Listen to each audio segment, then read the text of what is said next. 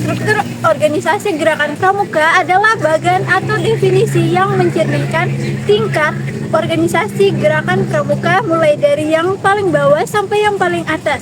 Kemudian, struktur organisasi gerakan pramuka diatur dalam keputusan Kuartir Gerakan Nasional Pramuka nomor 220 tahun 2007 tentang petunjuk penyelenggaraan pokok-pokok organisasi gerakan pramuka.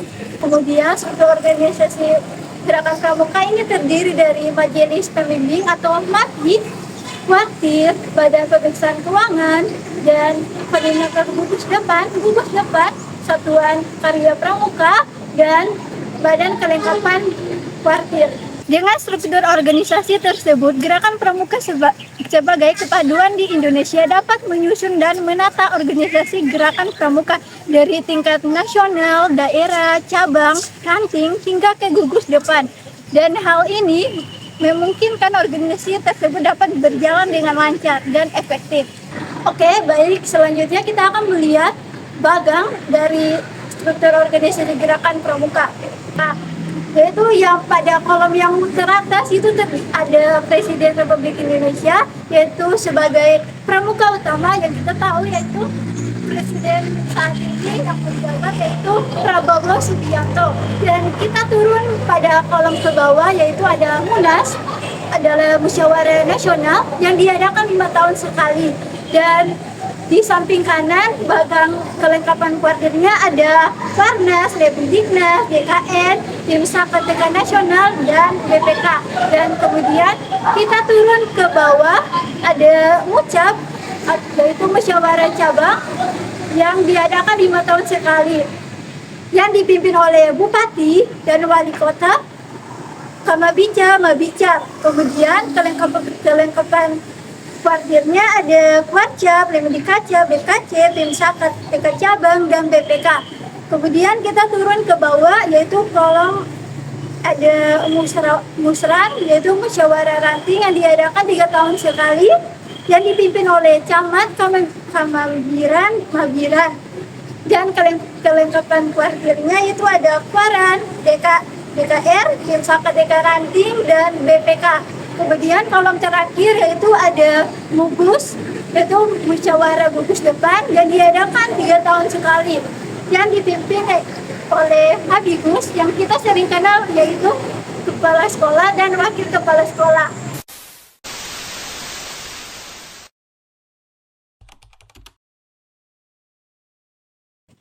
Yang kedua adalah peran majelis pembimbing. Peran majelis pembimbing dalam kegiatan pramuka yaitu memberikan dukungan, arahan, dan pengawasan agar kegiatan pramuka dapat berjalan dengan lancar.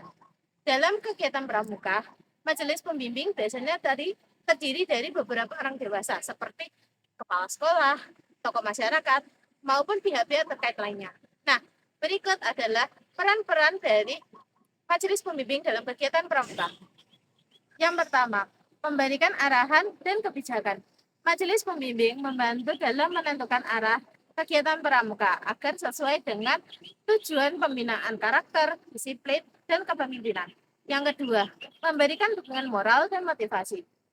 Majelis pembimbing memberikan semangat kepada pembina dan anggota agar tetap aktif dan berprestasi dalam kegiatan pramuka. Yang ketiga, membantu penyediaan sarana dan dana. Majelis pembimbing berperan untuk membantu mencarikan fasilitas, perlengkapan, dan dukungan dana untuk kegiatan pramuka. Yang keempat, melakukan pengawasan. Majelis pembimbing bertugas mengawasi jalannya kegiatan agar sesuai dengan aturan dan tetap aman bagi peserta. Yang kelima, memberikan pertimbangan dan saran. Saat ada program kegiatan, majelis pembimbing dapat memberikan saran agar kegiatan lebih efektif dan bermanfaat. Yang keenam, menjalin kerjasama. Majelis pembimbing membantu dalam menghubungkan pramuka dengan pihak-pihak lain seperti sekolah, masyarakat, maupun instansi.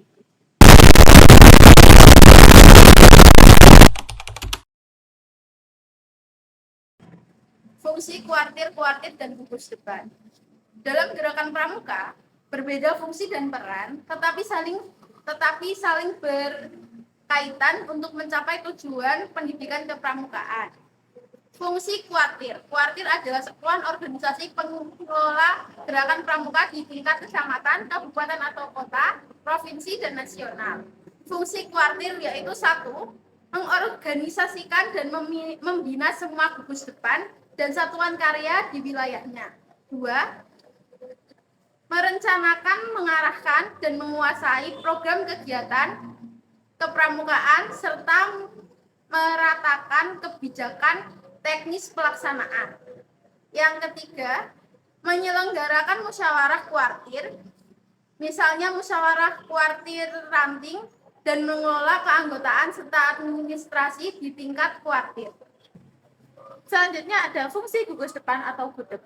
Gugus depan atau yang biasa disebut gudeg adalah satuan organik terdepan dalam kegiatan pramuka yang berfungsi sebagai pangkalan peserta didik. Berikut adalah beberapa fungsi gudeg, yaitu pertama, menjadi wadah pendidikan bagi peserta didik seperti siaga, penggalang, penegak, dan pandega, serta pembina pramuka dalam suatu sekolah atau komunitas. Yang kedua, menyelenggarakan kegiatan kepramukaan secara rutin seperti upacara, latihan, permainan, jambore, dan lain-lain untuk membentuk karakter dan keterampilan para anggota. Yang ketiga, menjadi unit pelaksana terdekat dan kebijakan kuartir, sehingga sering disebut dengan ujung tombak gerakan pramuka. Meanwhile,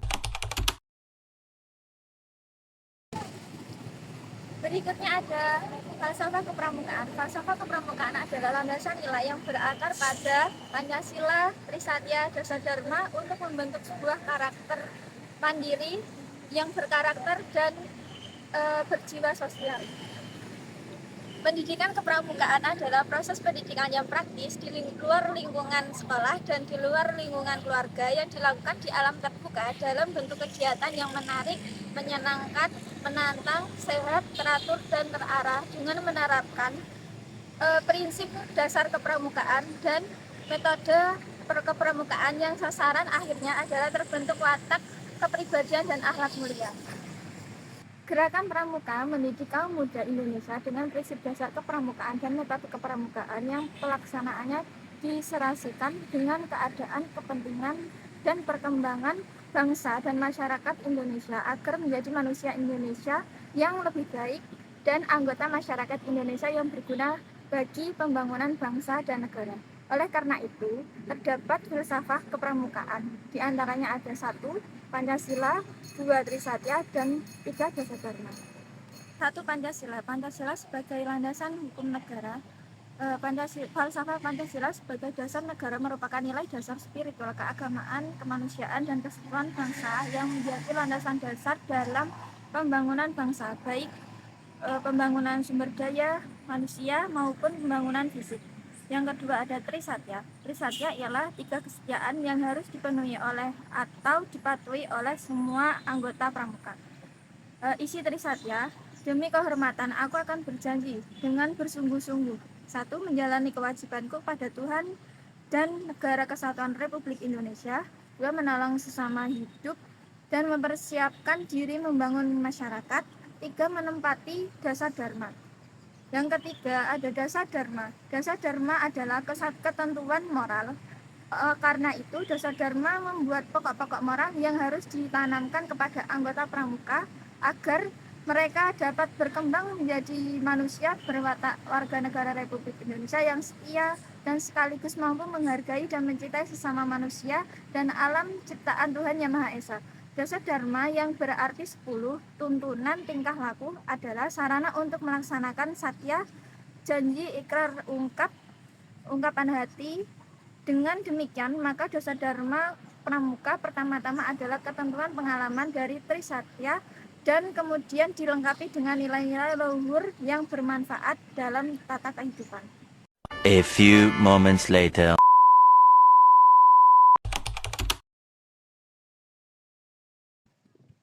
Keterampilan dasar kepramukaan adalah keterampilan yang wajib dikuasai dari siaga, penggalang, dan dilatih lebih lanjut di penegak atau pandega.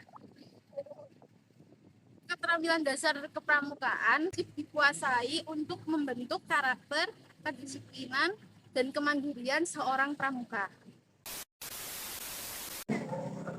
Berikut adalah keterampilan dasar kepramukaan. Satu adalah tali temali. Tali temali adalah kemampuan mengikat dan membuat simpul dengan tali untuk keperluan tenda, tandu, tiang, bendera, dan kegiatan lapangan lainnya. Beberapa simpul dasar yang wajib dikuasai yaitu simpul mati, 2 simpul hidup, 3 simpul pangkal, 4 simpul jangkar, dan 5 ikatan palang. 2 sandi dan isyarat. Keterampilan ini melatih berkomunikasi atau dari jarak jauh.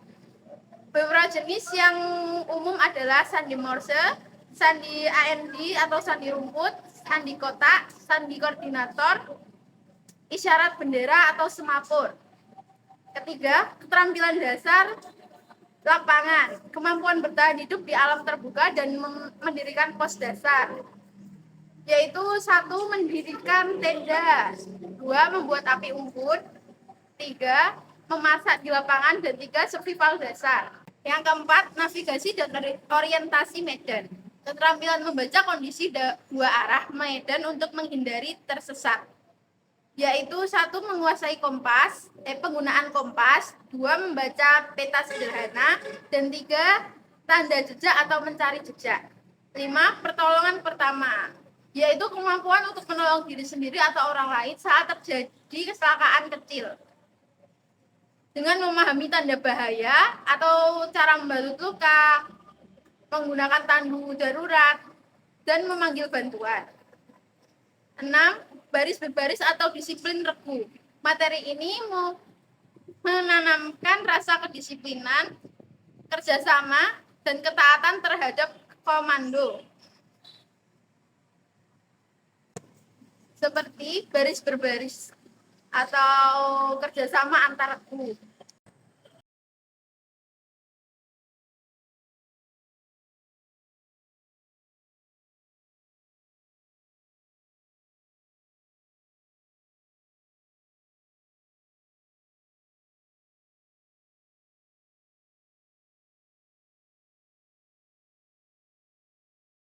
A few moments later. 2 hours later. 3 hours later. 1 eternity later. Eventually. Selanjutnya saya akan menjelaskan ragam upacara dalam pramukaan. Dalam gerakan pramuka, upacara merupakan salah satu alat pendidikan yang penting untuk membentuk karakter, kedisiplinan, dan cinta tanah air. Berdasarkan jenjang tujuannya, berikut adalah ragam upacara dalam kepramukaan. Yang pertama ada upacara umum. Upacara ini dilakukan untuk memperingati peristiwa penting atau pembukaan kegiatan tertentu dengan aturan yang berlaku secara umum di lingkungan gerakan upacara.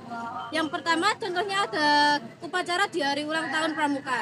Yang kedua ada pembukaan penutupan latihan rutin, dan yang ketiga ada upacara pembukaan atau penutupan perkemahan. Yang kedua selanjutnya ada upacara pembukaan atau penutupan latihan. Setiap golongan atau siaga, penggalang atau penegak atau pandega memiliki format barisan yang khas dalam upacara ini. Siaga, barisan berbentuk lingkaran melambangkan kedekatan hubungan antara pembina dan anggota. Yang kedua ada penggalang. Barisan berbentuk letter U melambangkan jiwa yang mulai berkembang dan terbuka. Yang ketiga ada penegak atau pandega. Barisan berbentuk bersaf atau lurus melambangkan kemandirian dan kesiapan terjun ke masyarakat. Yang ketiga ada upacara pelantikan. Dilakukan ketika seorang anggota pramuka yang telah menyelesaikan syarat-syarat tertentu atau SKU dan berhak mendapatkan kenaikan tingkat. Pelantikan anggota baru atau penerimaan tamu ambalan atau anggota baru. Yang kedua ada pelantikan kenaikan tingkat. Misalnya dari penggalang atau penggalang ramu ke rakit atau penegak bentara ke laksana. Nomor 3 ada upacara pelantikan. Dilakukan ketika seorang anggota yang telah menyelesaikan syarat-syarat tertentu atau SKU dan berhak mendapatkan kenaikan tingkat. Nah, yang pertama ada pelantikan anggota baru, penerimaan tamu ambalan atau anggota baru. Yang nomor 2 ada pelantikan kenaikan tingkat, misalnya dari penggalang ramu ke rakit atau penegak bantara ke laksana. Yang nomor 3 ada pelantikan tanda kecakapan khusus atau TKK, setelah anggota menyelesaikan syarat kecakapan di bidang tertentu. Selanjutnya ada nomor 4 ada upacara pindah golongan. Upacara khusus yang dilakukan saat anggota sudah memasuki usia dari siaga ke penggalang atau umur 11 tahun. Yang kedua ada penggalang ke penegak usia 16 tahun. Dan yang ketiga ada dari pendegak ke pandega umur 21 tahun. Yang kelima ada upacara penyerahan pinjam-pinjam atau serah terima jabatan, dilakukan untuk pergantian pemimpin unit atau struktur organisasi dalam kepramukaan seperti serah terima jabatan pratama atau pemimpin regu utama di penggalang. Dan yang kedua ada serah terima jabatan pradana atau ketua Dewan Ambalan di Panegak.